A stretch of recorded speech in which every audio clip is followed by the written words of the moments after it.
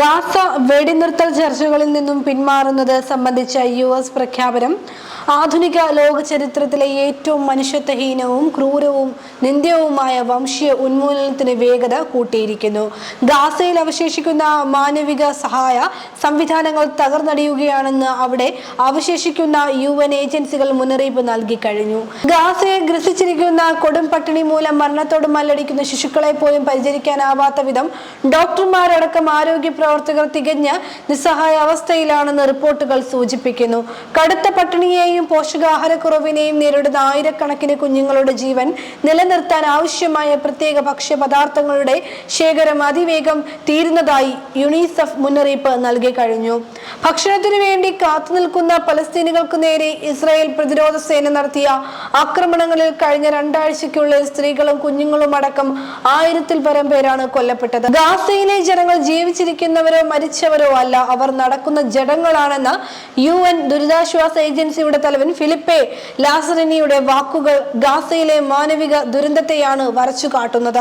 കഴിഞ്ഞ 4 ദിവസങ്ങൾക്കുള്ളിൽ മാത്രം 45 പലസ്തീനികൾ പട്ടിണി മൂലം മരിച്ചതായി ലാസറിനി പറയുന്നു.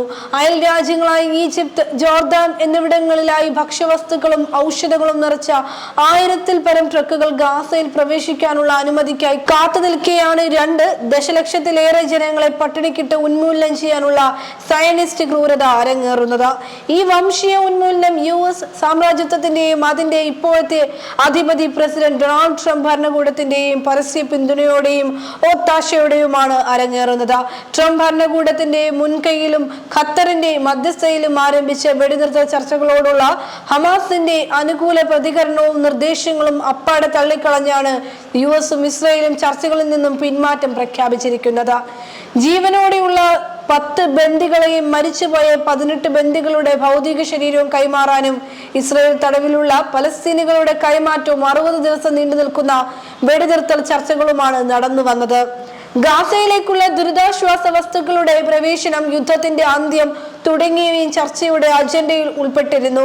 എന്നാൽ ഗാസയിലെ പലസ്തീനികളുടെ സമ്പൂർണ്ണ ഉന്മൂലനം അല്ലെങ്കിൽ ഗാസയിലെ ജനങ്ങളെ പൂർണ്ണമായി ഒഴിപ്പിച്ച് മുൻപിന് മേൽ പൂർണ്ണ ആധിപത്യം എന്നതിൽ കുറഞ്ഞ മറ്റൊന്നും തങ്ങൾക്ക് സ്വീകാര്യമല്ലെന്നാണ് US-ഉം ഇസ്രായേലും സമാന്തരമായി ആസൂത്രണം ചെയ്യുന്ന പദ്ധതികൾ വ്യക്തമാക്കുന്നത്. ഗാസയിലെ 20 ലക്ഷത്തിലധികം വരുന്ന ഈ പലസ്തീനികളെ ഈജിപ്ത്, ജോർദാൻ തുടങ്ങിയ അയൽ രാജ്യങ്ങളിലേക്ക് ആട്ടിപ്പായിച്ച് ഗാസയെ ഒരു മെഡിറ്ററേനിയൻ സമുദ്രതീര സുഖവാസ കേന്ദ്രമാക്കി മാറ്റുക എന്ന ട്രംപിന്റെ പദ്ധതിക്ക് സയനിസ്റ്റുകൾ ഇതിനകം മൂർത്തഭാവം നൽകിക്കഴിഞ്ഞു. ഖത്തറിലെ സമാധാന ചർച്ചകൾക്ക് സമാന്തരമായി ഇസ്രായേൽ പാർലമെന്റായ നെസറ്റിൽ നടന്ന സയനിസ്റ്റുകളുടെ സമ്മേളനമാണ് പദ്ധതിക്ക് രൂപം നൽകിയത്. ഇസ്രായേലിലെ യുദ്ധകാര്യ മന്ത്രിസഭാംഗങ്ങളും ഉൾപ്പെടെ തീവ്ര വലതുപക്ഷ രാഷ്ട്രീയ നേതാക്കളും പലസ്തീൻ ഭൂപ്രദേശം ബലമായി കൈയടക്കി വെച്ചിട്ടുള്ള ജൂത കുടിയേറ്റ നേതാക്കളും പങ്കെടുത്ത സമ്മേളനം ഗാസയെ സമുദ്രതീര സുഖവാസ കേന്ദ്രമാക്കി മാറ്റുന്നതിനുള്ള പദ്ധതി അംഗീകരിച്ചു. 8,50,000 ഭവനങ്ങൾ ഉൾപ്പെടുന്ന സിംഗപ്പൂരിന് സമാനമായ ഒരു ഹൈടെക് നഗരമാണ് അവർ വിഭാവനം ചെയ്യുന്നത്. ഈ പദ്ധതി പലസ്തീനികളുടെ ഉന്മൂലനത്തിലൂടെയോ കൂട്ട പുറത്താക്കലിലൂടെയോ മാത്രമേ സാധ്യമാവൂ.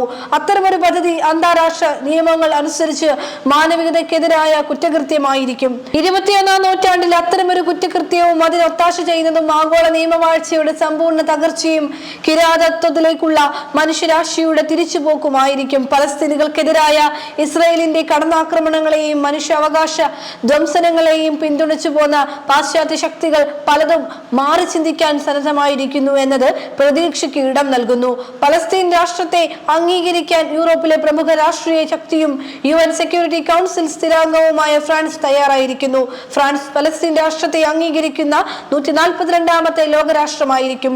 ഫ്രാൻസിന്റെ മനം മാറ്റം പലസ്തീൻ ജനതയുടെ ജീവിക്കാനുള്ള അവകാശ പോരാട്ടത്തിൽ നിർണായകമായി മാറിയേക്കാം.